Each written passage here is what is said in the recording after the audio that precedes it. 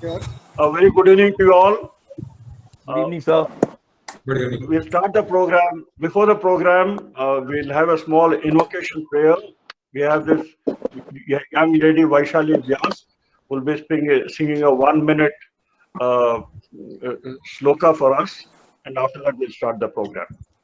सरस्वती वंदना वीणावादिनी मा वरदे वीणावादिनी मा वरदे ज्ञान कला की देवी शारदे ज्ञान कला की देवी शारदे शुभ आशीष वरदे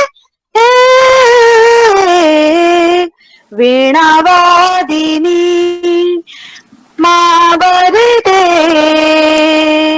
नवलकण्ठ नव जलद मन्त्ररव नवलकण्ठ नव जलद मन्त्ररव भारत में वरदे वीणावादिनी मा वरदे वीणावादिनी मा वरदे आ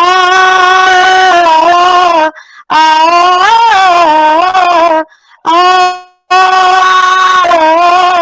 आ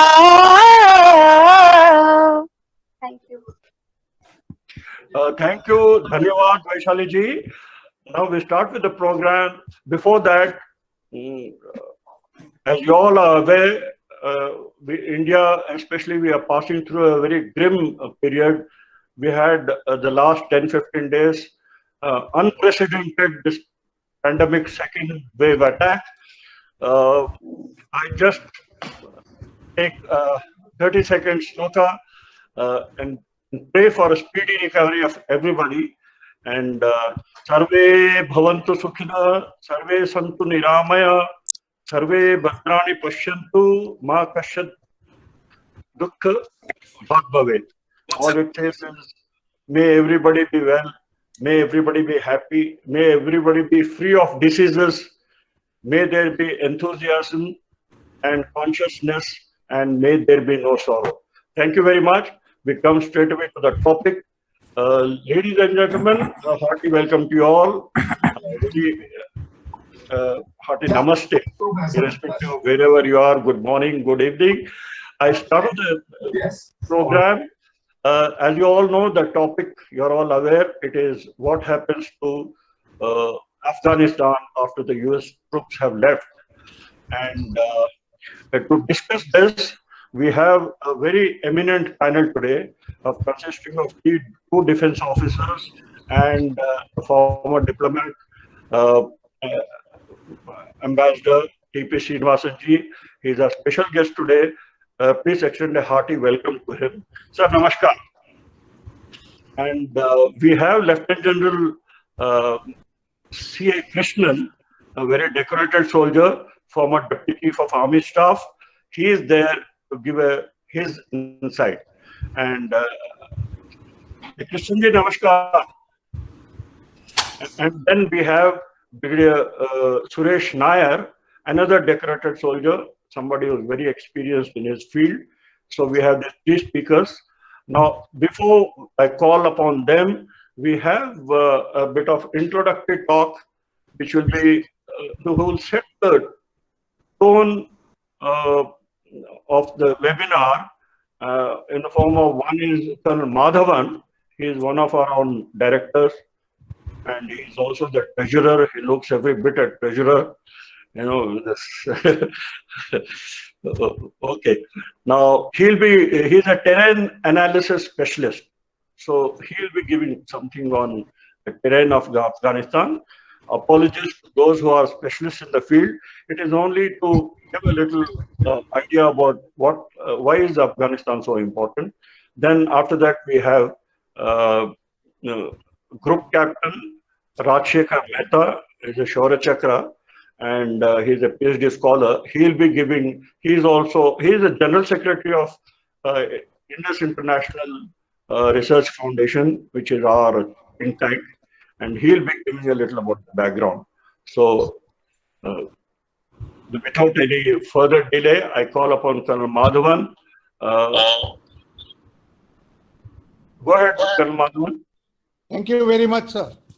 I hope my slides are visible, Dr. Piyush.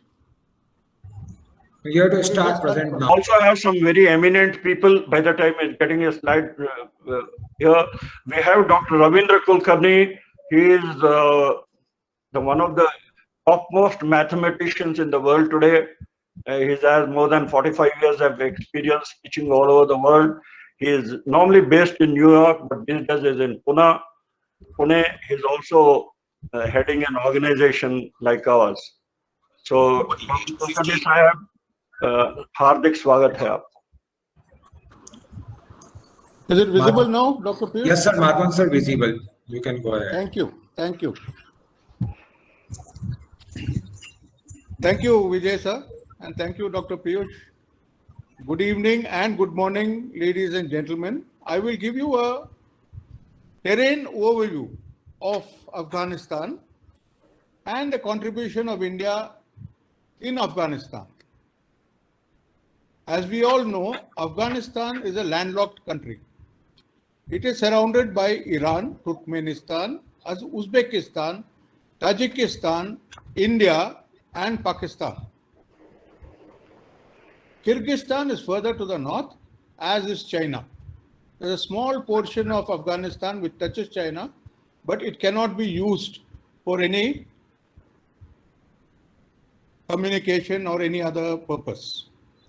Afghanistan is a mountainous country with the mountains rising from Jaranj towards the northeast, towards Kabul, which are the Hindu Kush mountains, 3,000 to 5,000 meters high, and further to the east are the Pamir mountains, which are 5,000 to 7,000 meters high.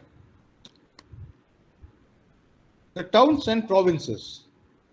The major towns in Afghanistan are as shown in black.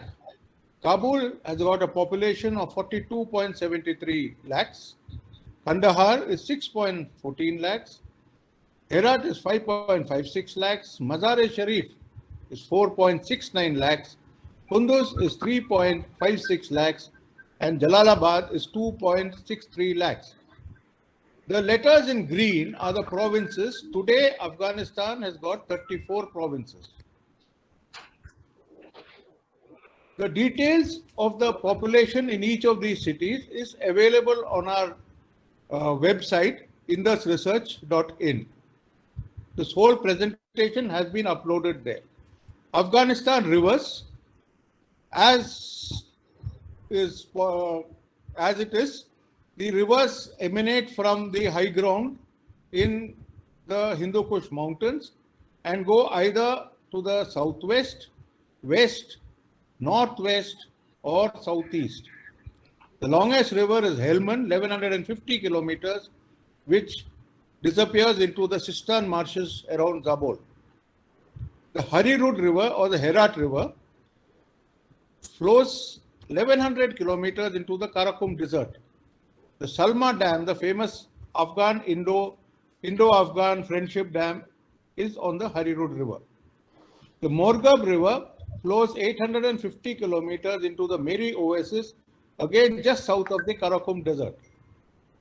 The Kunduz River joins the Panj River and then forms the Amu Darya, which is 2,400 kilometers long, and it carries on into the Aral Sea. The Panjshir River joins the Kabul River, which is 700 kilometers long, and it joins the Indus River. Afghanistan is a very dry country, and it is dependent entirely on these dams and reservoirs for water. As you can see, the prominent reservoirs which have been shown are all to provide water for Kabul. Recently, India has also signed an agreement for construction of a Shatut dam, which will provide water to Kabul. The other major dams are Salma Dam, Kamal Khan Dam, Hajaki Dam, Nagalu Dam, and Darantula Dam. Darantula Dam used to provide 45 megawatts of power, but because of a attack by Taliban, it has now been reduced to 11.5 megawatts. The details of the roads. Afghanistan roads and gas pipeline. The major road in Afghanistan is the Ring Road, which was built by the Mauryans in 500 BC. It runs from Kabul to Kandahar, Farah, Herat, Mazar-e-Sharif and Kunduz, back to Kabul. The other major road is the A1 highway from Peshawar, Jalalabad, Kabul to Kandahar, which is a good quality 4-lane highway. The other two major highways are the A77 from Kabul to Herat and the A76 from Kabul to Mazar-e-Sharif. There are a number of other roads, the details of which are available on my table, which you could see in our website. There is a oil pipeline running from Turkmenistan. There is the Galkinish gas fields through Herat, Farah, Kandahar, Quetta and Multan to Fazilka. This was under construction, but there has been some delay now. It is likely to be completed shortly. The distance, just for interest, from Chabahar to Herat is 1,440 kilometers and from Chabahar to Kabul is 2,262 kilometers. The distance from Irkestan inland port called Simhwana in China through Dushanbe to Kabul is 1,225 kilometers. This list is available on the website indusresearch.in. Afghanistan railways. The monarchy of Afghanistan ignored setting up of railways inside Afghanistan because they feared British and Russian interference in their action or activities. The phenomena of railway construction is fairly recent, with the Khaf Herat railway almost ready and likely to be operational by the end of this year. From Turkmenistan, the Seretabad Torgundi road line has also been made ready and is being extended to Herat. The Atamirat Andkhoy line from Uzbekistan is ready, but from Andkhoy through Mazar-e-Sharif to Kolgozabad is under construction. The China, Kazakhstan, Uzbekistan railway has been constructed except for a short distance in Kyrgyzstan, and presently the loads are unloaded on the borders of Kyrgyzstan, taken by road to Kazakhstan, Tajikistan and reloaded. The interest of China in getting this railway running is that the amount of taxes that they have to pay on the Russian railroad in the north is very high. Though last year China has sent 9,600 goods trains from China to Rotterdam. The Tashkent, Kabul, Peshawar railway is also under construction, the agreement having been signed early this year. The Chabahar-Zahedan railway has been constructed and is now being extended to Zaranj, Dilaram and Herat. The details of the gauges, the details when it was opened, are available again on the slide, on this presentation, which has been uploaded on our website. Afghanistan has got 47 airfields. 4 of them are international airports at Kabul, Kandahar, Herat and Mazar-e-Sharif. It will interest you to know that the Americans have vacated Kandahar day before yesterday. There are the major domestic airports have been shown by these triangles, like at Kunduz, and the regional domestic airports have been shown by the arrows. The small domestic airports have been shown by the stars. The green color with the red background are the military airfields inside Afghanistan. Details of these airfields are also available, but I am not going through it for as time is of short. You can see it on our website. India's contribution to Afghanistan has been tremendous, the biggest one being the $290 million Salma Dam. It has also constructed the Afghan parliamentary complex at Kabul, constructed a cricket stadium in Kandahar, gifted hundreds of buses for the Kabul transportation system, provided 285 vehicles for the Afghanistan Army, mini Mi-25 and Mi-35 armed helicopters for their Air Force, Airbus aircraft for their national airlines. They've given them a lot of wheat and pulses, extensive financial assistance amounting to billions of dollars.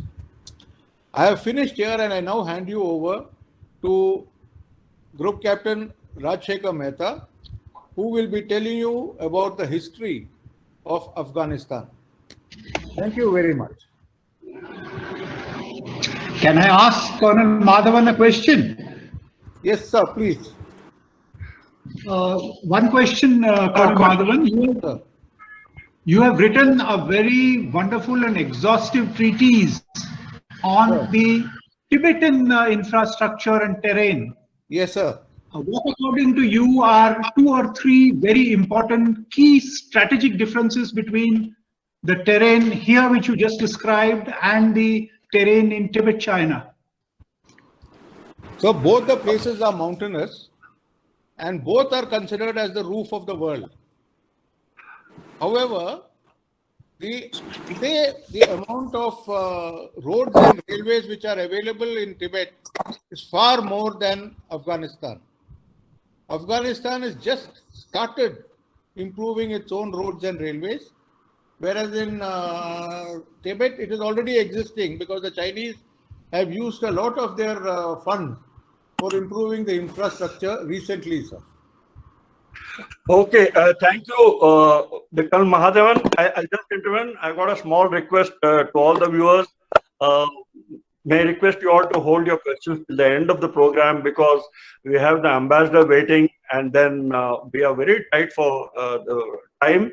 And also my request is, if you can put your questions in the chat box, because there will be same reply for a number of the thing. We'll club the questions together and put it up. But in the end, the time permitting, we'll request you all, we will take the questions. Thank you very much. Now, so our senior advisor, and he's had you know, a very wide experience. He's been a corps commander for some civilians. A corps commander is a very huge organization. It consists of 3 divisions and almost about 1 lakh men. And he was there in the reforms, the committee, the modernization of the army, and he has taken on so many responsibilities. He was also the member of the Armed Forces Tribunal, he retired recently. He's had a lot of exposure abroad. He's been there with a number of delegations, and then outstanding brilliant soldier, very highly decorated, and above all, a very humble being. Thank you so much. Krishnan, you would like to go, all yours. Am I audible? Yes, he's also advisor to our foundation, by the way. Okay. Thank you very much, sir, for that very generous introduction. In fact, I feel humbled seeing such illustrious people, you know, who are either part of the panel or just listening in. Like I happen to the former ambassador, Mr. Srinivasan, and I also happen to get a glimpse of General Iyengar in between. I must say I am humbled, and once again, thank you very much for the very generous introduction. Good evening and good morning, ladies and gentlemen, as it wherever you are. It's a privilege to be part of this webinar being organized by the Indus International Research Foundation on this very important contemporary subject. Let me at the outset thank Colonel Vijay and the organizers for having me on this program. Colonel Madhavan has given us an excellent backgrounder and set the stage for the proceedings. So using that as the base, and you know, most of you are generally aware of what is happening in Afghanistan to a large extent and what has happened. So I assume that background, and then I shall take on from there. I will first start by taking a look at the possible arrangements in Afghanistan that we can expect post the US pullout. Thereafter, address two questions. Firstly, whether the US pullout will usher in peace in the region, and second, has the US played into China's hands? Thereafter, I shall briefly touch upon the likely impact of the Afghan pullout, the US pullout on India's security scenario. Coming first to what arrangements can we expect in Afghanistan after the US pullout, I am tempted to say in a lighter vein that I expect the new arrangements to be exactly like the old arrangements. What happened in Afghanistan after the Soviet pullout in 1989 is well known. If you take a closer look at the run-up to the Soviet pullout and subsequent events which followed, we can find many relevant pointers which we can take. Soviets withdrew from Afghanistan after about 10 years. A US pullout now comes after almost 20 years. During the run-up to the Geneva Accord, in fact, it was a set of accords in 1988, and the Soviet pullout which followed, the Americans actually were setting the tune by actively negotiating with the Soviet Union on the one hand, while at the same time extending full support to Pakistan and the Taliban. As talks and events progressed in early 1988, advance information about Gorbachev's proposed statement on the Soviet withdrawal was conveyed to the Americans through the Indian then Prime Minister, Mr. Rajiv Gandhi, in February 1988. Some of Ronald Reagan's remarks during this communication with the Indian Prime Minister then makes very interesting reading. And some of it may sound very strange too. He had said, "We have no plans of our own, nor are we able to predict what shape the new Afghan government will take." He also dismissed the Indian Prime Minister's concerns about the fundamentalists taking over Afghanistan merely by saying that resistance is moderate, and this US belief is supported by experience in Afghanistan's historical and cultural background. Very strange statements indeed, and that too coming from the then US president.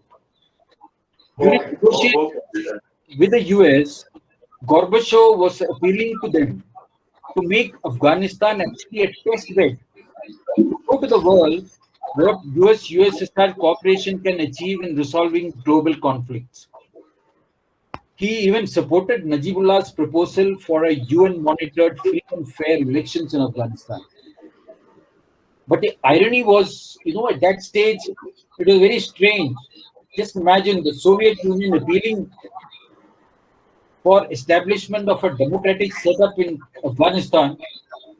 On the other hand, we had the US who were focused singularly on ensuring an ignominious Soviet exit. Now, seen in the backdrop of all this, how is the situation different now? US actually finds itself where the USSR was then.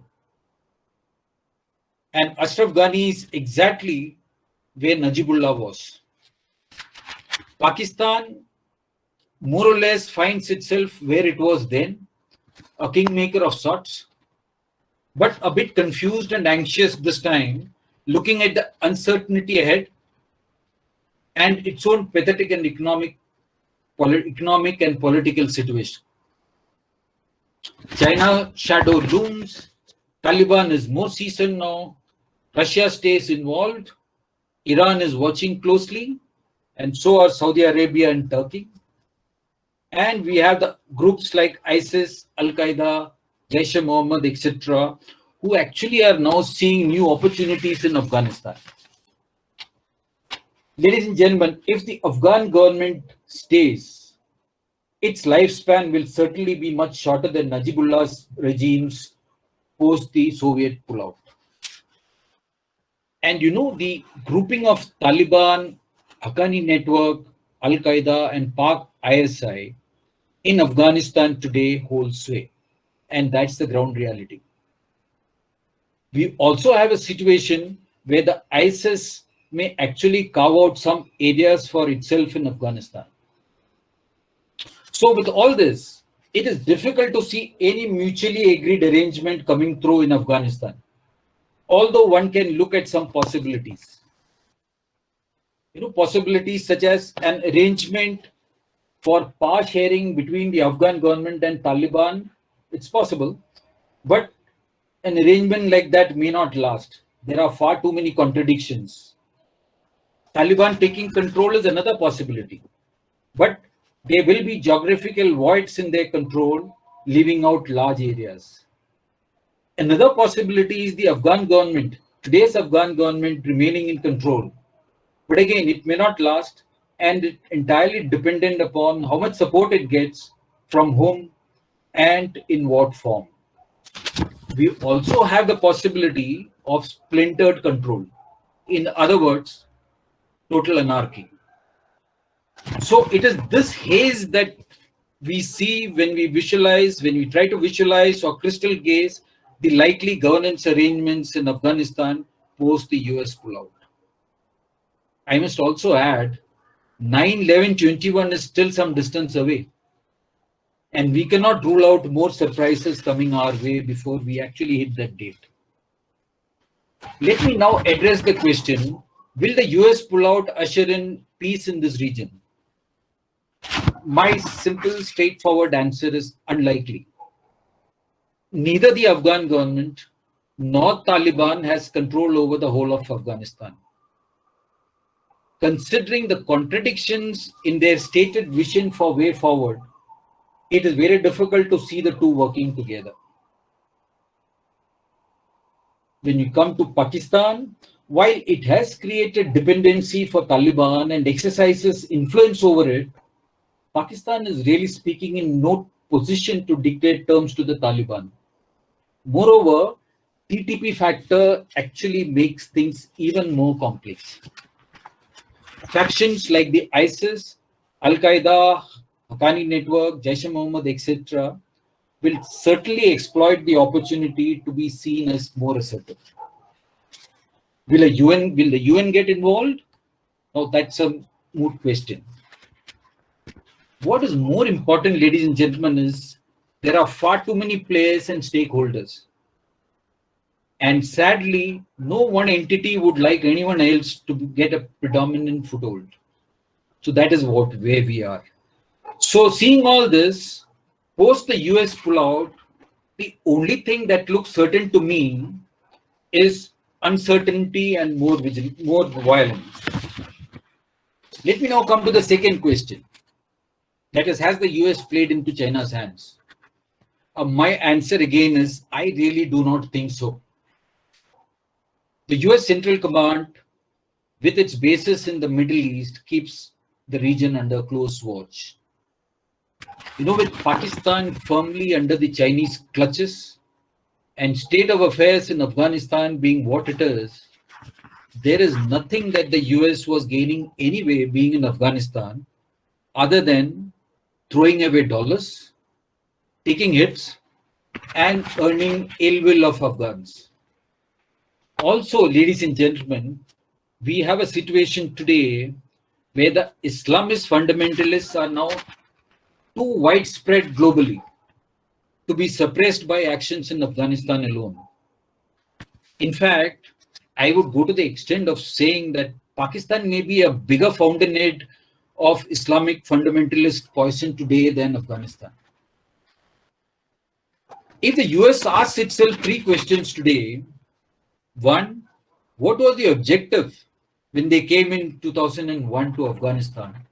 Two, what has been achieved? And three, what can be done now? They may actually find answer only to the last question. That is, what can be done now? And that is to get away. Coming to China, what would China want? It is obvious. China would want to maintain the momentum of their economic march and their march towards the global leadership. That march is certainly facilitated by economic weaknesses and dependencies of countries. But it also requires at least a semblance of political stability.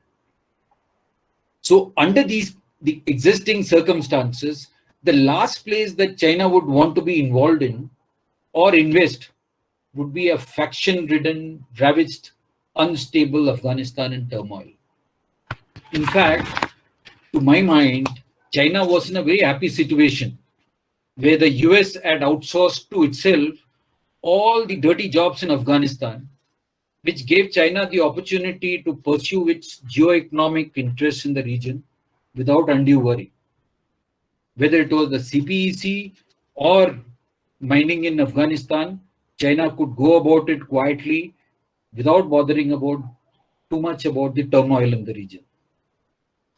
With the US pullout, that default assurance which they enjoyed just goes away. Will China physically get embroiled by way of troop deployment in Afghanistan? And my answer is a very firm, most unlikely. If at all the situation comes to that, it can always seek a UN deployment and even get Pakistan to deploy its forces. China is a position to arm twist Pakistan to get its forces deployed in Afghanistan. There is no doubt about that.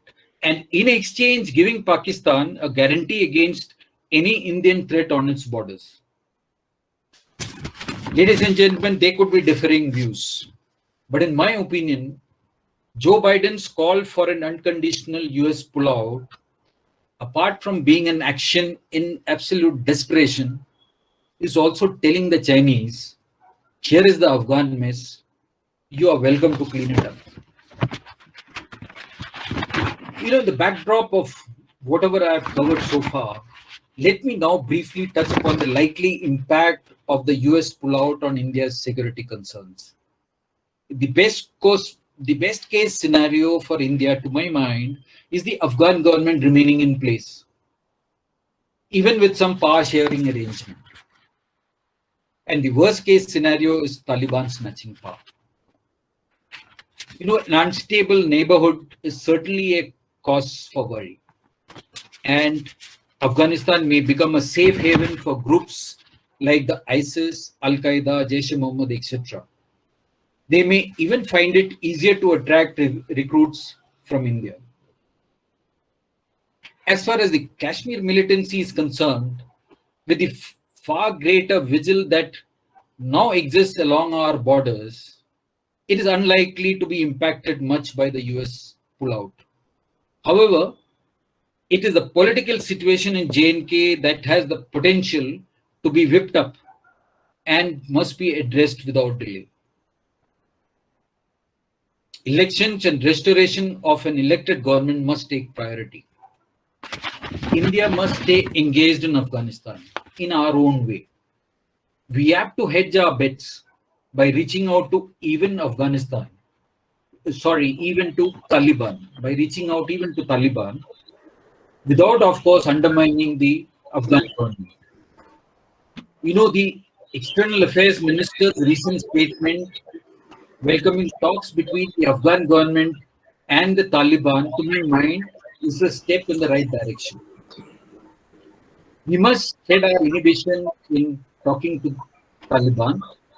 After all, it is in consonance with our own professed Afghan-led, Afghan-controlled and Afghan-owned peace process. It will also, in fact, give us a chance to remain engaged in Afghanistan, regardless of the faction rivalry dynamics and its outcome. Ladies and gentlemen, whether it be Taliban or the Afghan government, India must focus on being seen as a reconstruction and development partner. Our record in this regard is impeccable, and we must build on it. Colonel Madhavan had touched upon some of them, and I must say India has silently completed about almost 400 development projects, which includes schools, roads, Afghan parliament, Salma Dam, irrigation projects, etc. And another 100 more new projects are in the pipeline. So this is one place where we have silently made a great deal of progress. So as far as the impact of US pullout on India's security is concerned, I would say that we are in a better position than most others to manage the fallout, while being alive to the fact that vigil on our borders must remain, and we must enhance the focus on our own internal security. That's all I have. Thank you, ladies and gentlemen. Thank you very much, General Krishnan. I think that was very well, considering that there's so much of time, such short of time, and then, there's so many possibilities, but very well articulated and a brilliant analytical piece we all had. We enjoyed the session. Thank you very much. Now, next one, the next speaker is, we have Brigadier Suresh Nair. Brigadier Suresh Nair, he joined the Maratha Light Infantry way back in 1972. And then he went on to command 26 Marathas. He has held appointments right up to major, brigade major onwards to brigadier level. And then he's had a very wide exposure. He's done his Defense Services Staff College and higher command, and then he's had 2 exposures abroad as a UN observer and as a part of, he's served with old troops abroad, and then he was DIG Assam Rifles. He is very well read, and he is understanding of international foreign affairs. I would say foreign relations. Affair is not a very good word to use. Foreign relations is excellent, and of all his, I can take liberties with him because I was the adjutant when he joined the battalion. So my association with Brigadier Suresh goes back to 50 years, and it's almost 50 years. And he's a great golfer, by the way. At a time when he should be distributing prizes to people, I have seen him receiving prizes from much younger people. Great going, Suresh, and I welcome you to the thing. You have the floor is yours. All the best. Thank you. Thank you very much, and good evening, ladies and gentlemen. Let me begin by thanking the organizers, formally the Indus International Research Foundation, for having me as a guest speaker. It's an honor for me, as was mentioned by my previous speaker. My special thanks to Colonel Dr. Vijay Chenji, who is already mentioned about our association. We share a long-standing friendship and emotional bond, which he mentioned about now it's 50 years. And as he mentioned, when I joined the battalion as a young second lieutenant, he was the all-powerful adjutant. And it is his guidance and which enabled me my baby steps into my career, into the army career. I always remain grateful, and we keep in touch. We have been through thick and thin in our career, and of course, even now we maintain that bond of friendship. It's a rare coincidence, as also mentioned, that my previous speaker, General Krishnan, and I are in the same alma mater. That is the Sainik School at Kadakuttam, Trivandrum, Kerala. I didn't know that till I came about 2 weeks back. It's really an honor again to share the same forum with you, General Krishnan, and being from the same school, I'm really proud. Okay, having heard such a brilliant discourse from General Krishnan, I wonder where I will be placed and how I'll be placed regarding my bit of analysis. I intend putting this up in a PowerPoint because that will make my task easier and of the viewers to understand and assimilate what I say much faster, and there'll be less waste of time. But as you know that once I put the presentation on, then I won't be visible. Now I cannot see all of you, but I think I'll be visible to you. If at any point of time, any interruption, I can always come back to the presentation. Let me try my technology first and go into the presentation.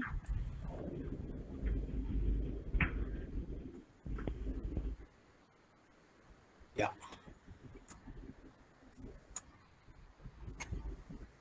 All right.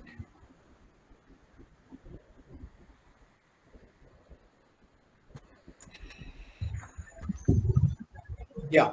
What I intend to address are basically three main, I want to cover the three main actors which are involved in this process.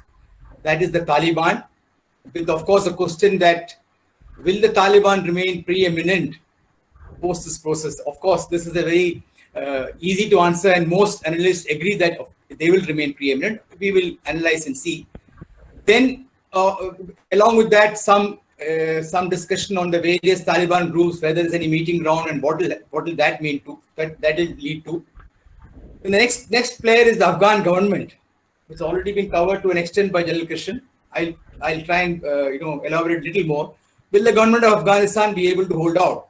Maybe I have a slightly different viewpoint. As General Krishan mentioned, there will be various scenarios. One of the scenarios I foresee, I shall project that.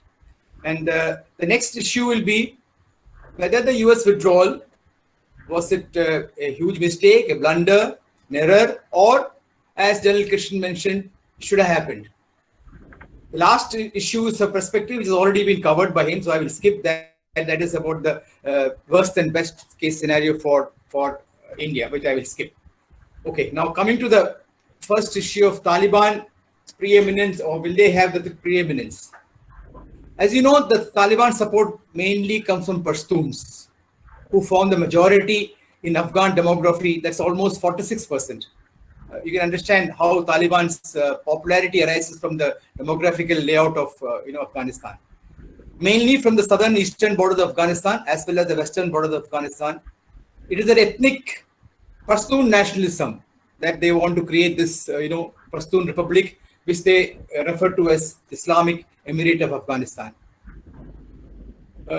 You all know how Taliban has fought the US and the West, and they have shown the Afghan people themselves and the rest of the world that they possess the military capability to resist a US invasion and outlast a superpower. For nearly 2 decades, they have fended off attempts by NATO forces to annihilate the ranks. Indeed, they have made themselves an intrinsic part of a long-term solution for peace in the country, as is now seen in the Doha Accord and the current agreement which is drawn out by the Biden administration.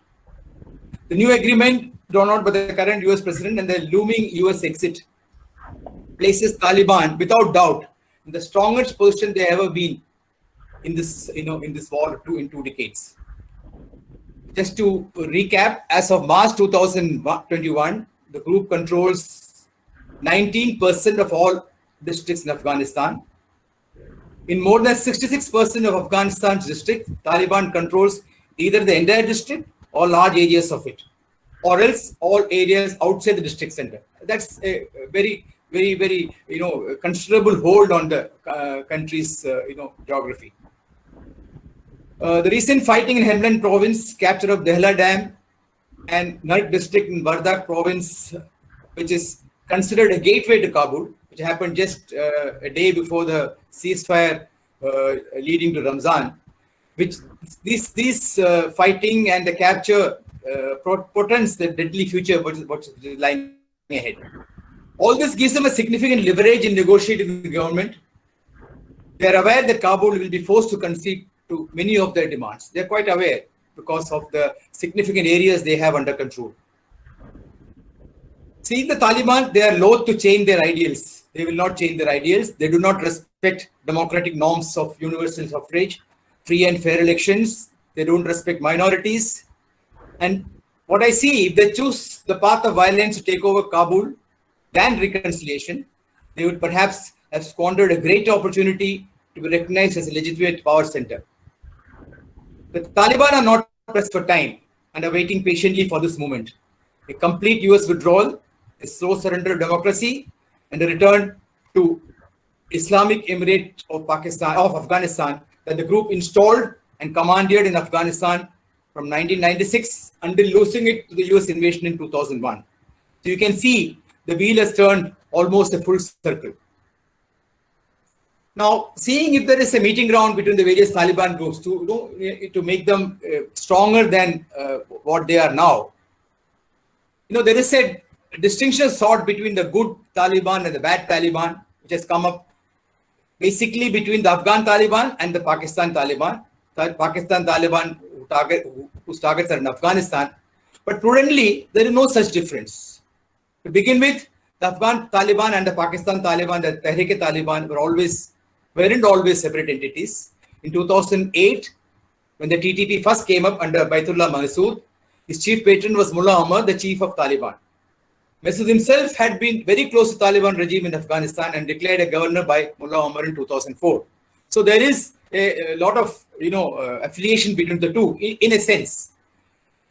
Before the creation of Tehrik-e-Taliban Pakistan, some of the leaders and fighters were part of the 8,000 Pakistan militants fighting both the wars in Afghanistan, both the first war and second war. Most of them hailed from the Pakistan side of the Afpak border regions. After the fall of Afghan Taliban late 2001, most of this Pakistan militant escaped into Pakistan and fled into Pakistan, where they created a TTP. Over the years, Pakistan has continued to fight terrorists, which they claim as bad Taliban, which you all know in their provinces, and provide sanctuary to those carrying out terrorist activities in Afghanistan, calling them good Taliban. The Afghan Taliban and the Tehrik-e-Taliban differ greatly in their history, leadership and goals, although there is similarity and they are predominantly Pashtun. The Afghan Taliban have no affiliation with the Tehrik-e-Taliban, Pakistan, and routinely deny any connection to the TTP. A meeting ground, though feasible, seem less likely. On the contrary, to my belief, if the Taliban is weakened militarily, there could be every possible chance of splintering of the various shuras, a concern the Taliban is very acutely aware of. Now let's go to the next player, there's the Afghan government. To me, the Afghan government looks increasingly beleaguered even before a final settlement is in place. Most donor states are throwing the weight behind the formation of an interim government planned by US President Biden and his administration. Regional powers such as Iran, Russia, and China too want their peace process to move forward. An early US withdrawal from the strategic underbelly, especially Iran and Russia. China too, of course, General Christian mentioned in a different manner, but in a strategic space, of course, they may not like the presence of USA in Asia too close to them.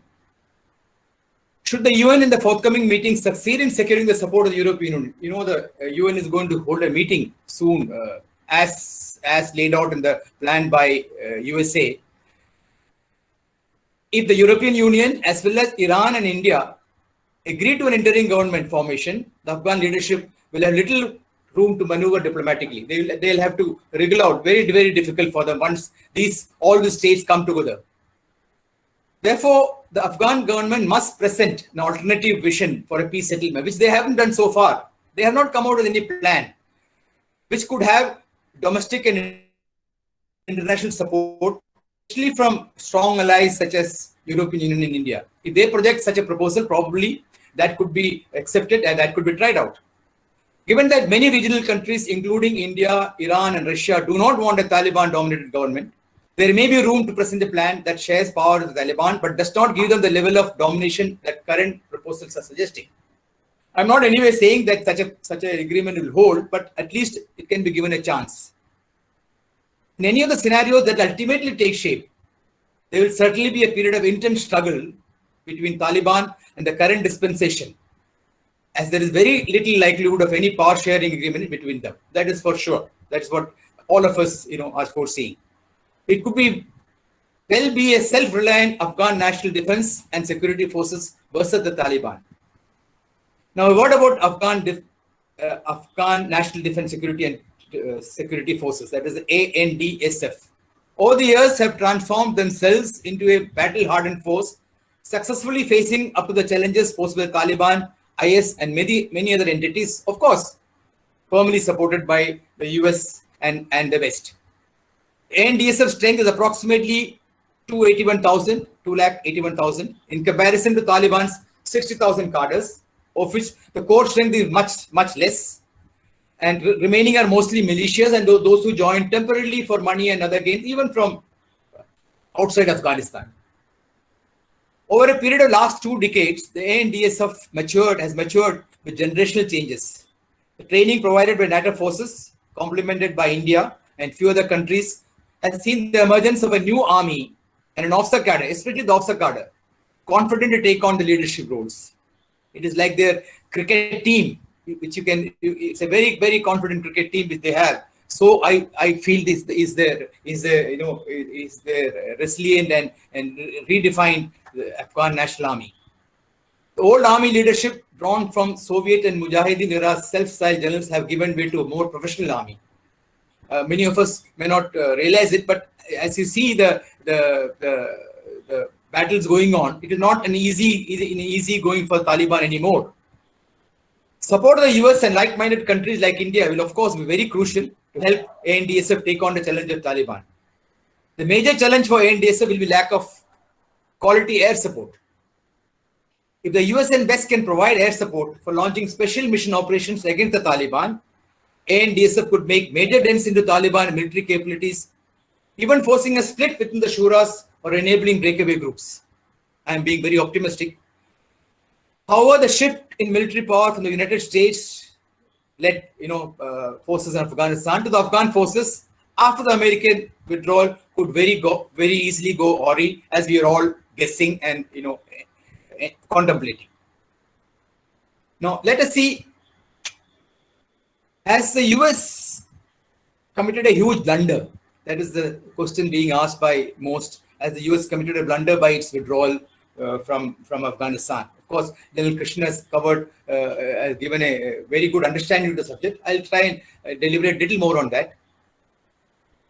After the rout of Taliban and Al-Qaeda in December 2001, to my mind, this is the biggest blunder was for the US to turn the attention of its war effort to Iraq in search of the elusive weapons of mass destruction to oust Saddam, rather than exploiting the successes achieved and eliminating Al-Qaeda and Taliban leadership who had managed to escape into Pakistan. And that is the greatest blunder, as far as I'm concerned, what the US was done in Afghanistan. When they had everything under their control, they turned their attention to Iraq. By the time US refocused on Afghanistan, the Taliban are better prepared and replenished and coordinated. Another major error in my reckoning was a premature announcement of the timelines for withdrawal of US troops. I'm not talking of the timeline drawn now. Even before the Doha Accord, US had announced the plans to withdraw. Such premature announcements only strengthen the enemy's resolve, giving them sufficient time and space to seek hard bargains. President Joe Biden is going ahead with ending the nation's longest war, overruling warnings from his military advisors to the adverse consequences that will follow. But from a US perspective, one can argue America had already decisively won the war after they had successfully eliminated Al-Qaeda leader Osama bin Laden. The decision to pull out of Afghanistan rests on the belief that their objective has been accomplished and their continued American presence will only result in the net loss for America, while also deterring the possible emergence of a more sovereign, self-reliant Afghanistan. I tend to agree with the last part of what I said. The terror threat now in many places, keeping thousands of troops grounded and concentrated in just one country and across billions of dollars spent each year, sounds illogical. So claims Biden. There is not a single thing Al-Qaeda wants, because there is no single Al-Qaeda. There is Al-Qaeda in Iraq, now fracturing into AQI and ISIS. There is Al-Qaeda in Maghreb, AQM, Al-Qaeda in Arab Peninsula, and also Al-Qaeda in Horn of Africa. The original Afghanistan franchise is still present with the remnants of Taliban in the Pakistan tribal areas. So in a sense, US have made the right decision. And then another possible reason that it has reoriented security interest to deal with China and Indo-Pacific region. So these are the compulsions which the US is, right now going through. It is said that the United States does not lose wars; it only loses interest. From America's point of view, Afghanistan is no more strategically significant. US forces leave Afghanistan in September, a month before the conflict turns 20 years old. They'll also leave the Taliban in a stronger position and in control of more territory than at any point since the beginning of the war.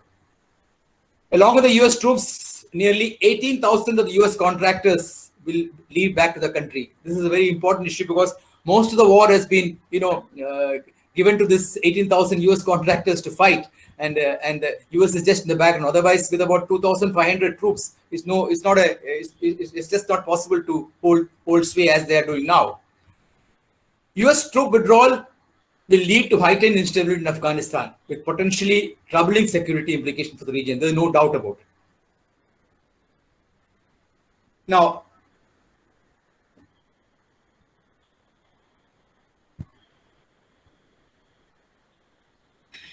one second. Not audible, sir. One second.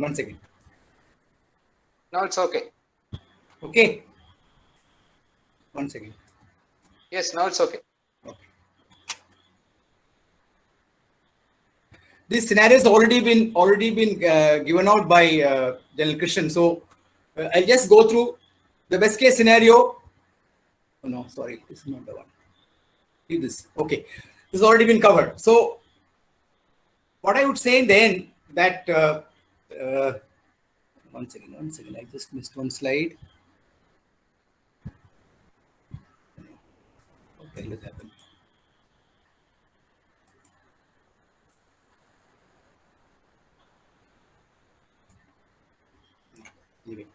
Okay. So when you come to the final with the US withdrawal, the worst case scenario. The best case scenario, thought that the Taliban is no more in power, and it is the government in Afghanistan which is going to take over the dispensation. The worst case scenario is a complete Taliban takeover, which of course is quite likely. And in that case, what will happen? Nobody can really make a guess, and it is left to the international community and what sort of action they can take. But by and large, I feel that the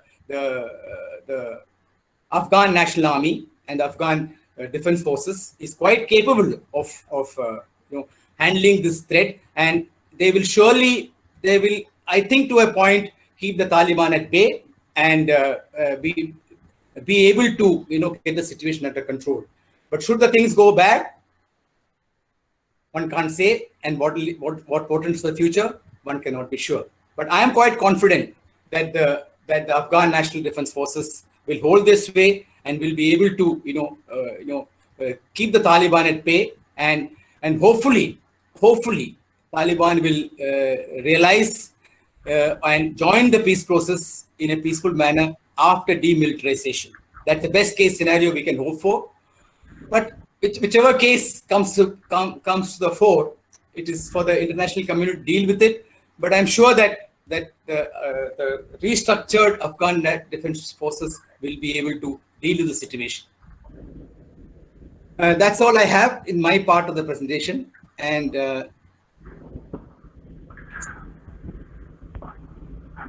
thank you, Suresh. Thank you for that excellent presentation. I think you obviously you've done a lot of homework, and you have not left any sort of possibility, and you only further supplemented whatever General Krishnan has given out. I sometimes have a lurking feeling that in Sainik school, Saraikutam, whether they teach this, geopolitics at a grassroots level. Anyway, thank you very much. Now, Rajshekhar Mehta is back. His thing is working, but he's again done a lot of homework. Unfortunately, we don't have time. I'll request him to restrict his presentation to just about 9 to 10 minutes, because after that we have the ambassador waiting. I don't want to keep him waiting for too long. And then, Raj, floor is yours. The kindly, you know, in the Hindi movies, you have this flashback sometimes comes back. After all that has happened, you go back to your background. Raj, the kindly restrict your things to 9 to 10 minutes. And after that, we'll have, we all are listening to, waiting to listen to the ambassador. Thank you so much. Can you see my PPT on the screen, sir? Yes, yes, we can see it. It's very clear. Okay. So, good evening, ladies and gentlemen. I'm sorry I was held back for my presentation, which was slotted on the second position, but my laptop had hanged, Murphy's Law, and I could not come on air. So, my apologies. I was given the task of covering the history of the Afghan problem. And so you see, I have to take the wheel back from where General Krishnan and Brigadier Suresh has left. It's a little awkward, but since my presentation is structured, I have no choice to take you back to the to history and give you a little very quick introduction of how this problem came up. I would be covering my presentation, ancient and the modern part, and the geography of the Afghanistan has already been covered, so I will skip that, saying just that Afghanistan is a landlocked country of 39.7 million, and India does not share any border with it, but other borders has already been explained. Topography also has been explained, so I will skip that. This one part has not been covered, so I will just cover the demographic, ethnic, and religious composition of Afghanistan, which is a very important factor. And you can see on the screen that Pashtun constitute 42% of the total population, followed by Tajiks 27%, Uzbek and Hazara are 9 and 8%, and rest are minorities like Aimak and Turkmen and Balochis. Now, this is very important that the Pashtuns form 42% of the population. I will come back to this point later once again. And as far as religious composition of Afghanistan is concerned, the Sunni constitute 80%, Shia 17%, and others 2%. I had carried out some geopolitical analysis of the region, and I would like to share with you here that right from the foothills of Himalayas and the Hindu Kush mountain on the north, and the Makaran coast and the Persian Gulf in the south, starting right from the Bay of Bengal up to the outermost limit of the Persian Empire or the Iranian borders. This entire land mass constituted one composite contiguous economic cultural unit. Mind it, I am talking about economic and cultural unit, not a political unit. I mean to say that this region always had a very, very vibrant economic activity. So the goods from east used to, without any hindrance, reach up to the western limit of this landmass.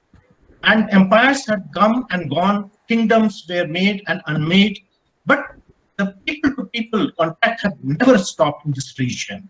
And the trade and commerce acted as if this region is seen as a big, huge animal like a dinosaur, the trade and commerce had always acted as a breadline of this, and it kept it alive, kicking, and it also became the cradle of many great civilizations and empires and prosperity. So what has happened between the ancient and the modern time? This landmass has been divided very brutally by three lines. One is the Indo-Pak border, which has been artificial border.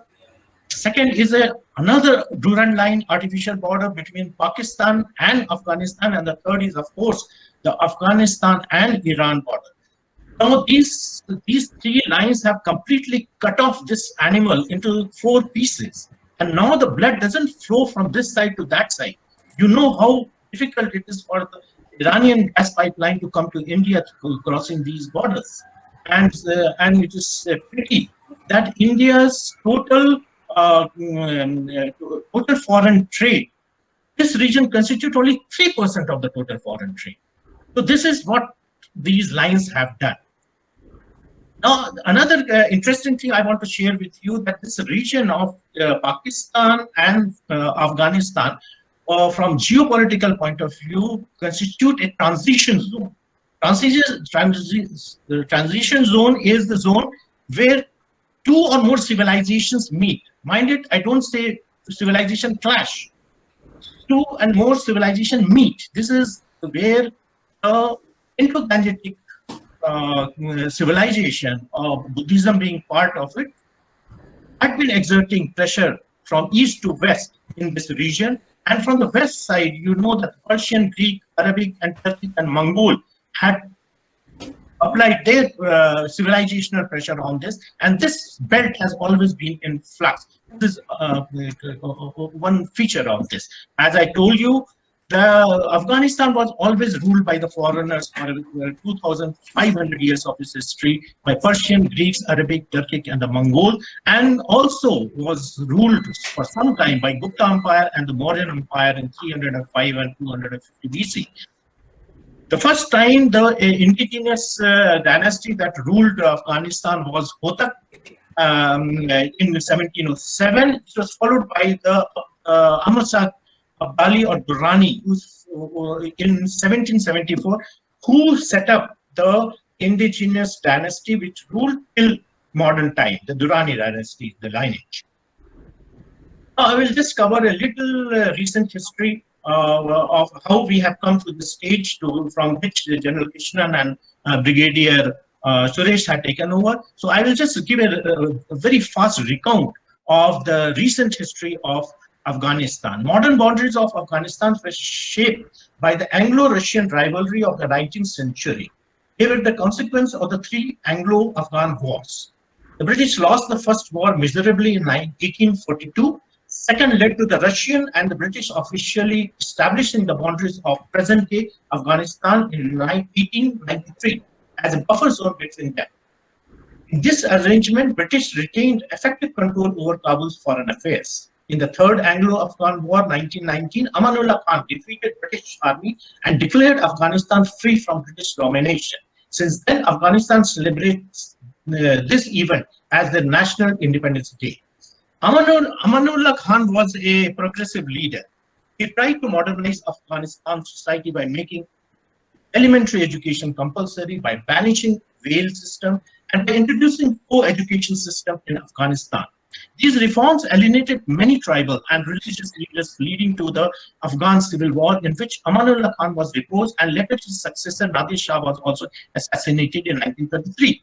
However, his son Muhammad Zahir Shah proved very skillful in striking a spectacular peace with the rebels and ruled Afghanistan peacefully for 40 long years, from 1933 to 1973. This is perhaps the golden period of modern Afghan history, for after this, Afghanistan never saw peace.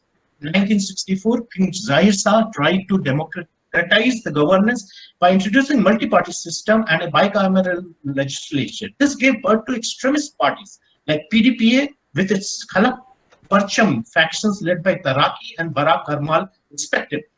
In 1973, Prime Minister Dawood abolished monarchy when King Zahir Shah was away in Italy for his treatment. Dawood abrogated 1964 constitution, made himself president, and declared Islam as the state religion of Afghanistan. However, the Penal Code of 1976 and the Civil Code of 1977 continued to treat secular laws supreme. Sharia laws remained limited to only a few tribal areas. In 1978, PDPA started a social movement that openly challenged orthodoxy and religious fundamentalism in Afghanistan. This caused widespread anger in tribal areas. On 28 April 1978, PDPA overthrew and killed Dawood and his family. Taraki became president. In 1979, Field Marshal Hafizullah Amin overthrew and killed Tarak. He started following the Marxist-Leninist agenda vigorously. The Soviet Union was invited to help modernize Afghanistan. The government also launched a campaign of violent repression, killing and imprisonment of many prominent Orthodox social and religious leaders. PDPA also signed an agreement with the Soviet Union, paving the way for their armed intervention. Therefore, when 24 out of 28 provinces revolted against the reforms of communist rule, the Soviet came forward with their army to support the government. Meantime, Hafizullah Amin was killed and replaced by Barak Karmal. In response to the Soviet occupation, US and Saudi Arabia began arming and funding Mujahideen freedom fighters through Pakistan and ISI. Almost 40 billion was provided in cash and weapons. It is believed that Soviet repression during this period killed between 5,62,000 Afghans opposed to communism. About 6 lakhs Afghans fled and took refuge in neighboring Iran and Pakistan. Notwithstanding, the Soviets were forced to withdraw in 1989. As expected, Nazibullah regime crumbled in no time, and Gulbuddin Hekmatyar with Ahmad Shah Massoud occupied Kabul. But Hekmatyar rule was not acceptable to other factions. A civil war ensued. Professor Bahruddin Rabbani, as a compromise candidate, was appointed president. All the jihadis accepted his leadership except Hekmatyar. During Rabbani's 9 years rule, Hekmatyar was funded, armed, and directed by Pakistan. Hekmatyar was succeeded in destroying half of Kabul. Iranian and Saudi interference and funding of tribal armies also increased manifold during this period. In 1994, Taliban movement in Afghanistan originated from Jamaat-ul-Islam-run religious schools. It turned out as a political religious force under Mullah Umar. On 26 September 1996, the Taliban, with the military support from Pakistan and financial support from Saudi Arabia, seized Kabul and established Islamic Emirates of Afghanistan, imposing their political and judicial interpretation of Islam. They targeted the women and subjected them to untold misery. Their freedom and right to education were taken away. All of Kabul forced Rashid Dostum, Uzbek, and Masood Kazakh to withdraw back to their northern mountains and form a united front against Taliban called the Northern Alliance. All this while they continued to control together 30% of Afghanistan in the north. Taliban, in their attempt to subdue Northern Alliance, resorted to large-scale massacre of its opponents. After defeating the Northern Alliance in 1998, they executed 4,000 civilians in one go in Mazar-e-Sharif.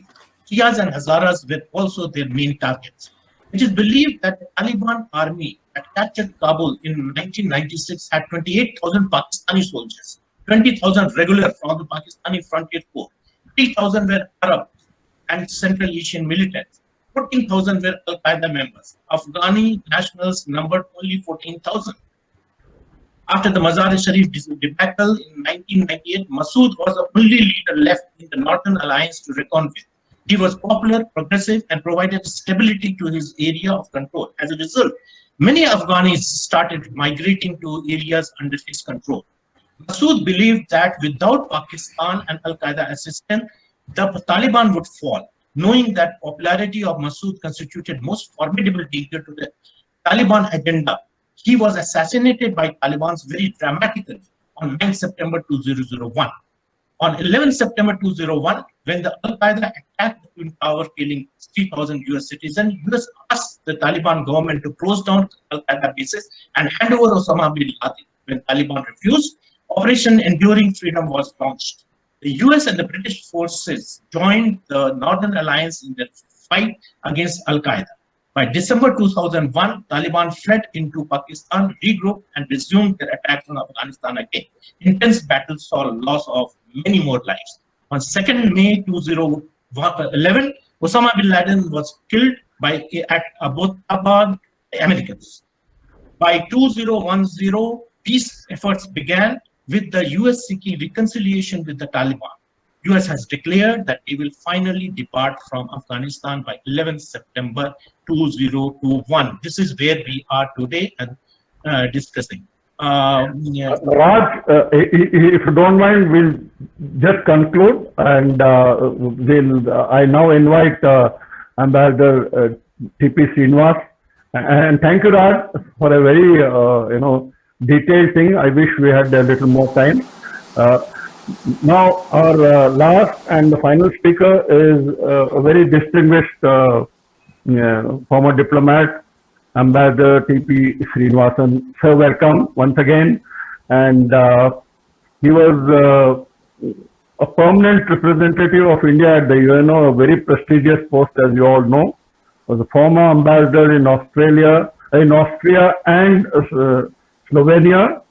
Is a member of National Security Advisory Board, presently chairman of Academic Council and NSS. Is a very prolific writer and written a lot of articles. In fact, this morning he sent me one of the articles he written for Times of India on this Gaza Strip that is going on now.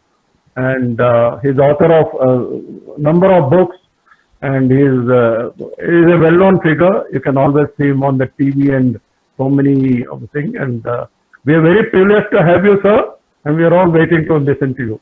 Thank you. Welcome. Thank you very much, Colonel. Thank you very much.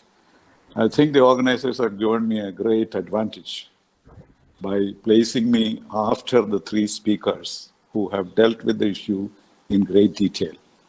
So I do not disagree with them on any of their conclusions, and I can support most of it. And of course, Suresh, I speak to him on a daily basis on this issue, so we agree with many things.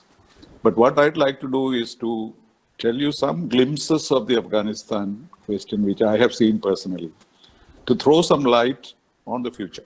That's what I'd like to do. Not from the books, but what I have seen personally.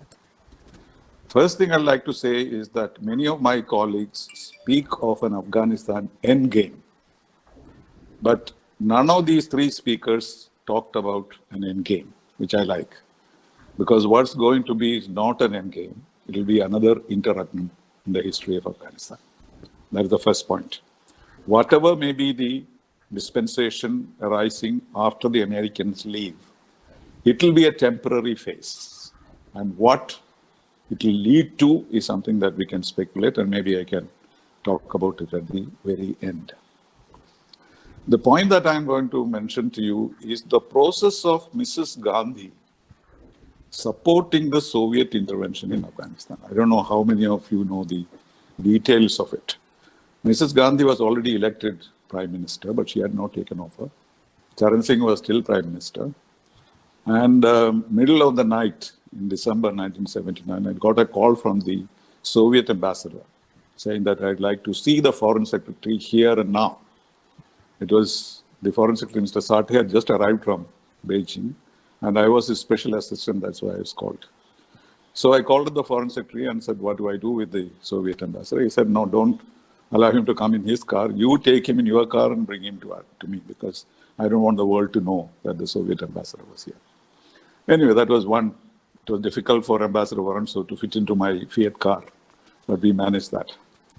But there he pulled out his so-called message from the Soviet leadership, saying that Soviet Union has dispatched a limited contingent of Soviet forces into Afghanistan. This was totally unexpected.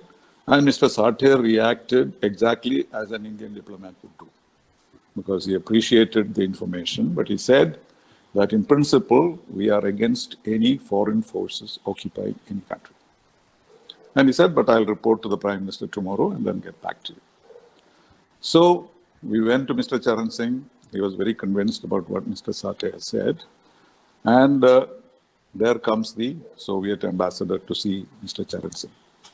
And Mr. Charan Singh read the Riot Act to the Soviet ambassador, saying that this is not acceptable. He's a peasant, he's a farmer, not a diplomatic person. And he said, this is not admissible, please withdraw from Afghanistan as soon as possible. Then Mr. Varanso had a smile on his face and he said, Mr. Prime Minister, I just had a meeting with Mrs. Indira Gandhi.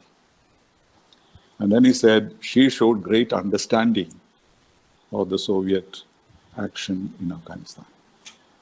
All of us were taken aback. And so that process, I witnessed it the way after that, what Mrs. Gandhi said to the Soviets, then the voting in the General Assembly, how Mr. Rajesh Mishra was given a text to be read, which he did not agree to read initially, because he thought that if I read this, I would be considered a pro-Soviet. I would be considered a Warsaw Pact member. And then he was told that he would either read it or we'll send another ambassador from India. That was the most dramatic change. And this is what we have to remember, because why did Mrs. Gandhi think that Afghanistan needs a stabilizing factor? And this is something has remained in our psyche ever since. Of all that had happened to Soviet Union and others, I'm sure all of you must have heard the joke about Brezhnev's barber. I'll quickly say it. What happens was, when barbers give you a haircut, they keep talking about various things. So once after the Soviet Union entered Afghanistan, the barber asked, "Comrade, what is the situation in Afghanistan?" So Brezhnev said, "Oh, beautiful. Everybody is welcoming Soviet troops. We are having a good time. We'll settle this issue." So like that, then second month, third month. Then after a few months, when the barber asked the question again, Brezhnev got very angry because things were going very bad. So he said, "You do your work. What have you to do with Afghanistan? So you concentrate on work that is cutting my hair. So why do you interfere in other things?" Then he said, "Tavarish, comrade, this is helpful to my work. Because whenever I say Afghanistan, your hair stands up and I can cut it very easily." And this must have happened to other US presidents' barbers also.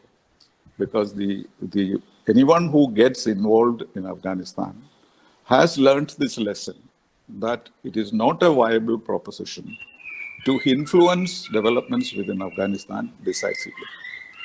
And so one observation is, Afghanistan was never conquered by any foreign power. Whoever has tried to dominate Afghanistan, even if they have succeeded for a short while, they have always left. Then, the other thing you should remember is that when somebody raised the question of whether UN will be involved in this. The UN involvement in Afghanistan is also one thing on which I have some personal experience.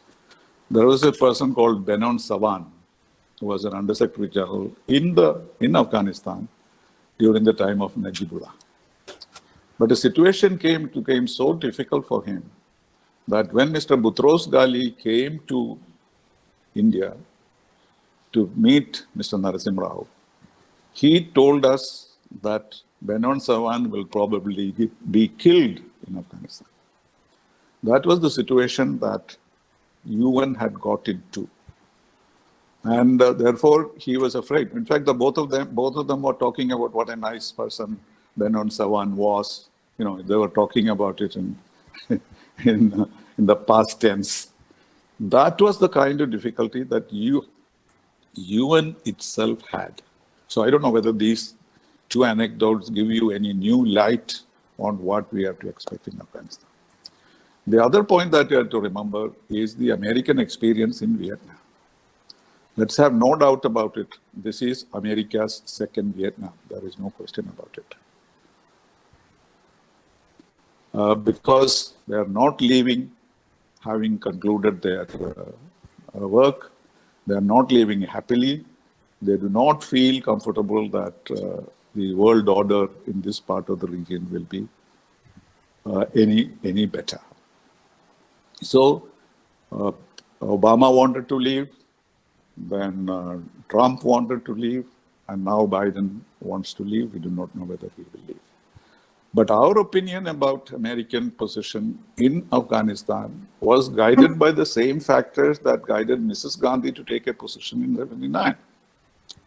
Because we feel that unless there is a balancing factor in Afghanistan, it will be difficult for us to manage it. And that we saw soon after the Soviet withdrawal. In fact, India-US relations suffered on account of Afghanistan. Because Mr. K.R. Narayanan used to be the ambassador.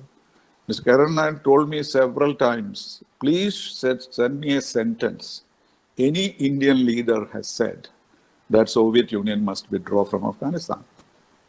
I searched all over, I couldn't find that sentence. There were many sentences that Soviet Union should not, interfere in other countries. All countries should be independent, sovereign, blah, blah, blah. But there was not a single sentence in which we had said Soviet Union should withdraw from Afghanistan. And Mr. Narayan said, this is exactly the reason why our relationship with the United States is deteriorating day by day. They stopped fuel supply. It became an issue with the United States. And we kept telling them that if Soviet Union withdraws from Afghanistan, which you all want, you will not get peace in that country. And that argument, Americans never understood or accepted. And they thought when the Soviet Union withdraws, they will be able to establish some kind of a government. And then you know what happened. And the other thing that the Americans never realized was that terrorism is a threat from South and Southwest Asia. We have been telling the Americans for 20 years now that terrorism is not in Palestine. Maybe there is terrorism in Palestine. But what is going to affect the world is terrorism in Pakistan, in Afghanistan, and that region. They never believed it. They thought it was just a trick on India's part to put Pakistan in the dock. And they never seriously studied the situation till 9/11 occurred. And so the 9/11 was the key which opened their eyes to the dangers in Afghanistan. So it was natural for President Bush to order an invasion of Afghanistan, throw Taliban out. That's all possible, superpower. And the gravest mistake that he made was for that war on terror, he picked up Pakistan as his advisor. Not only advisor, as its agent, as it were. And they gave them plenty of money and expected Pakistan to deliver Afghanistan to the United States. And that was discovered very quickly, and President Trump gave expression to that. And he even stopped any kind of assistance to Pakistan and said they were cheating. Now, last point is about India's own role. I think somebody said India has spent billions of dollars. I'm not very sure about that. I don't think it is billions of dollars, maybe millions of dollars. And we expected, and we still expect, that this would have a salutary effect on whoever comes to power in Afghanistan. I just do not believe that, because I think that was a little waste of not a lot of money. In fact, President Trump mocked us by saying that India is building some libraries in Afghanistan. He wanted India to be involved militarily. So he said, what is this? You are building these libraries in Afghanistan. You are making a lot of money by trading with the United States. Spend some money and go into Afghanistan. That was his advice to us. So what we have done in good faith. We have suffered, we have lost officers, many things have happened, and we are still hoping that the next dispensation we may be able to work with it. Here, I am not such an optimist. So what we are going to face is not an agreed scenario which would please either the Americans or us.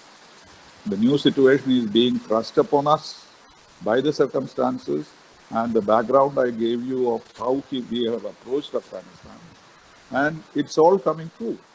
So without an external power, it will be very difficult for India to manage the threat from Afghanistan in terms of the Taliban and other terrorist groups and so on. So who will be the next presence? And I'll be not surprised if it is China. China obviously has its eyes on gaining influence in Afghanistan after the Americans leave. But unlike the Soviet troops in Afghanistan or US troops in Afghanistan, Chinese troops in Afghanistan will virtually mean Pakistan ruling the roost. So what we are in for is not stability. It is not a project that we can. Somebody said, will you allow Taliban to have it? We have no say in this matter. And we know also that India has always been on the margins of all discussions on Afghanistan. I remember during my time in the UN in the 80s, that is when the Afghanistan question came up. And not a single meeting we are invited by the UN. And we protested then, we keep on protesting even today, but no invitation was extended to Afghanistan on the plea that we have no border with Afghanistan. That is not true. POK has a border with Afghanistan. POK, if it is our land, we have a border with Afghanistan. But the situation was such that Pakistan has successfully kept India out of all the negotiations relating to Afghanistan. And that has been a major problem, and therefore, without any say in that, our getting involved in Afghanistan may not be very wise. We will not know, but let us leave it open. So my conclusion is that it's not going to be an end game. We do not even know whether the Americans will withdraw on 9/11. And even if they withdrew, they will make a declaration that terrorism has ended. But please remember that terrorism did not end because of the changes in Taliban. Terrorism has ended for Pakistan, for United States, because domestically they have sold the power. See, after 9/11, there has not been any terrorist attack on the United States. Well, how did they achieve it? It is homeland security. So to say that you can go and deal with the source was not the wise thing to do, and what they did was deal with our situation. So that is what is given the United States now when it still says that we have won the war. We have not won the war on terrorism. Things will remain more or less like this. And what dispensation with the Chinese intervention will have, it will depend on what we will do. I'm sorry I've been sort of going all over the place, not giving you a continuous story. But these are just some pointers which I want to get your attention so that in your consideration, very methodological consideration, which we have all in the three speakers. But some of these little bits, I hope, would be helpful for you to look at this. Thank you very much. Thank you, Ambassador Srinivasan. I think that was an excellent summing up. And we are indeed very fortunate because we have got glimpses into some of the, first-person experiences. Very rarely you get to hear somebody, talking to the Prime Minister and an ambassador, and the inside stories was very nice, right from the horse's mouth. So we are indeed very grateful and very fortunate also. I wish we could have had more time, but he beautifully summed it up, sir. You didn't go all wrong. This is exactly what we are looking for. Not something very pedantic, something from the books, but I think you covered it very well. We can take, with your permission, sir, just about 2 questions. But before that, I have a small question.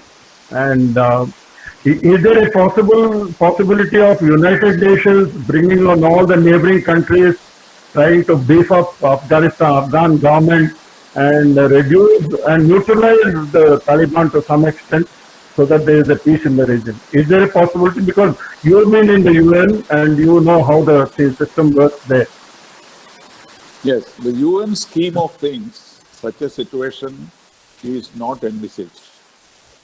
The peacekeeping operation, the preventive in the beginning, then ceasefire, then peacekeeping between the parties, and then peace building, and then reconstruction and leave.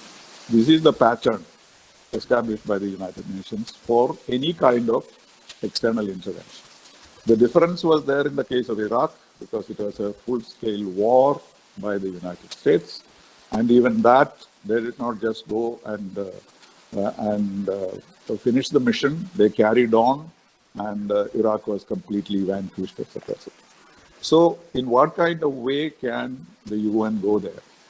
A peacekeeping operation has to be approved by the UN Security Council, which means the 5 permanent members have to agree. Whether that would be possible in this context, I don't know. But like in the case of Benon Sevan, what the Secretary General could do was to appoint a special representative for Afghanistan. That is possible. But a UN intervention in the kind that you see in peacekeeping operations, I do not think it will be possible, and I don't think even the United States will agree to that. But that's an option. As far as neighboring countries are concerned, who else? Of course, everybody is interested in this. The Middle Eastern countries are very much involved. Qatar is involved. And but Pakistan is getting more and more isolated in the Arab world, as you know. UAE, for example, Saudi Arabia, for example, are not all very fond of Pakistan anymore. So I doubt whether they would be interested in getting into this process to save Pakistan or to support it. So I have a feeling that what will happen is that the internal parties will have to solve this problem. And I'm afraid Taliban will have the upper hand at that time. And then you see how the process develops. If Taliban has really reformed itself and can present an administration which is different from before, then there are some prospects. But the UN role or the role of neighbors, I cannot see at this point. It may happen, but I cannot see. Right, sir. Thank you very much. Are there any questions, ladies and gentlemen? Just 2 questions. Keep the questions very short, and so that we can save some time. Otherwise, if you don't have questions, then we'll. Brigadier Kailash had a question, sir. He's there in our group. Yeah. Brigadier Kailash, kindly. In the chat, sir, there are questions there. Kailash? I think there's something wrong with your audio. I find all the pictures frozen. Kailash, you'll have to unmute yourself. Kailash, unmute yourself.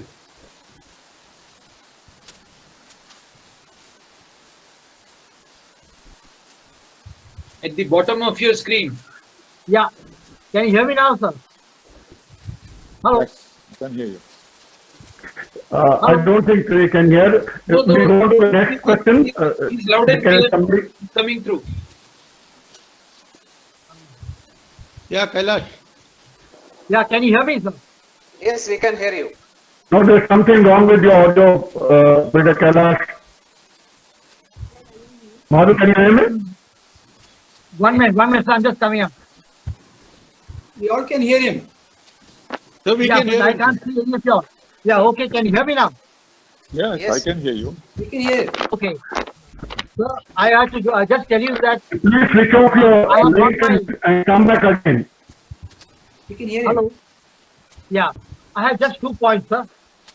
One, the Pashtuns are held together by the code of Pashtunwali. So somebody had made a remark stating that there is not much of a connection between the Afghan Pashtuns and the Pakistani Pashtuns. That perhaps may not be fully correct. There is a glue that holds them together. The second point I'd like to make is that, sir, once US withdraws from there, I'd like to just draw an analogy.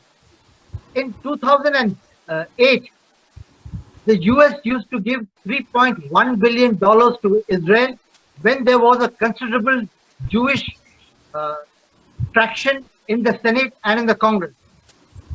Moving away from 2021, the US aid is likely to keep on reducing as the years go by.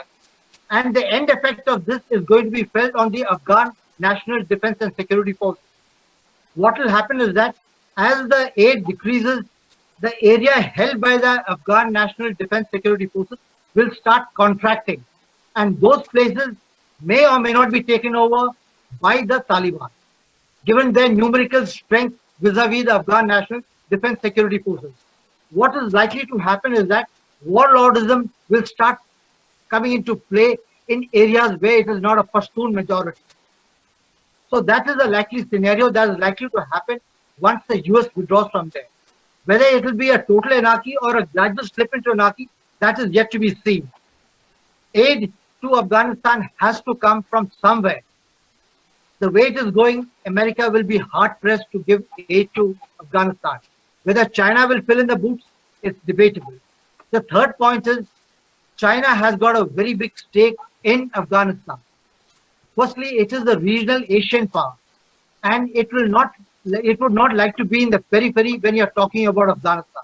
That is the first important point. Second, it has a lot of economic and financial stake in Afghanistan because of the mineral-rich resources available in Afghanistan. It has been rumored approximately about 3 trillion worth of resources are available in Afghanistan. China needs this for its road initiative and for his movement into the various regions of Central Asia. That's all I have to say.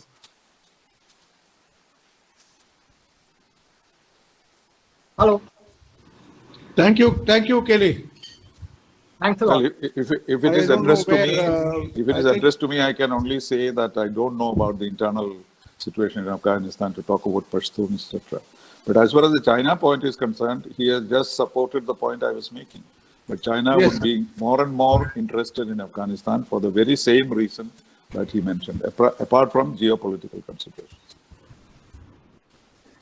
I think Colonel Vijay is accidentally or otherwise moved out. Group Captain Mehta, I think you can take on after this.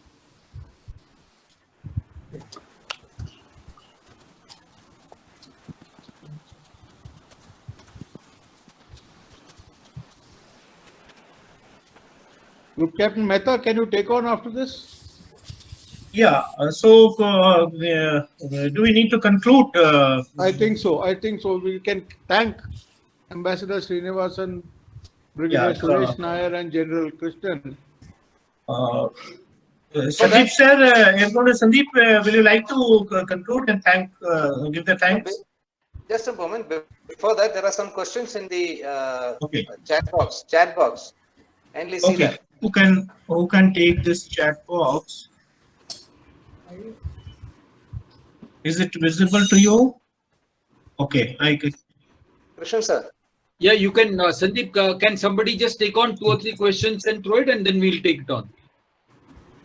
Yeah, I have a chat. I have the chat box now. Brigadier Sandeep Kumar has put a question, and I will just read it out. Brigadier Sandeep Kumar says that it was Ziaul Haq who pushed mullahs into the Pashtun areas to turn into Islamic fundamentalists over a period of time with the help of US CIA. Well explained in the book Bear Haq, written by Brigadier Muhammad Yusuf, with the aim to push out USSR. This action did and will have a long-term effect all over the world. US faced it in 9/11. West Asia is seeing the effect. So what if Taliban gets control of bulk of Afghanistan and part of Pakistan? This is one question. And should I read out the second question as well, or you finish? Yeah, I think you can take on a couple of, there may be some similar questions in case it's on. Yeah. So the second question is from Shusti Jain. She asks, sir, how Russia dialogue with Taliban and slippery relation with Iran, with India, and aggressive dragon taking over, what role India need to take? Question 2. This question is for Srinivasan sir. And Dr. Piyush Badria, okay, for effects. Balakrishnan Iyer has asked, what effect this is going to have on a common man in India? So these are the 4 questions, 3 questions. I think General Krishnan can take on because one question is directed to Srinivasan sir. And You want me to take on the first part of the question where he had said the bottom line was that what happens if they have control over certain areas of Afghanistan and certain areas of Pakistan? Is that right? And that's true. The first part of the question, certain areas of Afghanistan, they already have control. Certain areas of Pakistan, whether they'll have control or not, really not we got to grant the Pak army some capability. I do not think the Pak army will, in the current scenario, especially with so much of Chinese interest, economic interest invested in Pakistan, that will happen. But yes, regardless, it may not come to influencing or controlling an area, but holding influence in a part of Pakistan, very much possible. In fact, it's already there. And controlling parts of Afghanistan, it is already there. There's nothing new. So that's it about the first question. Thank you very much, General Krishnan. And the second question goes to Srinivasan, sir. And I will repeat, Srini, sir, the question is, sir, how Russian dialogue with Taliban and slippery relation with Iran, with India, and aggressive dragon taking over, what role India need to take? Questions to Srinivasan, sir. Yeah, So what that is- India's role there, basically. That's very exhaustive and very complex. But talking of the Russians, I would like to simply point out that when the Russians organized a meeting recently on Afghanistan, and that was after the Americans had proposed a meeting in Turkey with the participation of India. For the first time, the Americans had said that India should participate in a meeting in Turkey with others, including the Taliban. And this was Mr. Blinken's proposal. And that has not taken place. But in between, before that took place, the Russians held a consultative meeting in Moscow. And we were not invited. So this is something you have to note. Because we presume that the Russians have a, kind of a soft corner for India. But Soviet Union has always been keeping India out of these discussions. Because privately they used to discuss with us, but not in a formal way. And this has to be also connected to the improving relations that Russia has with Pakistan. In fact, Mr. Lavrov came and spent 5 hours here, but he spent 2 days in Pakistan. This has never happened before.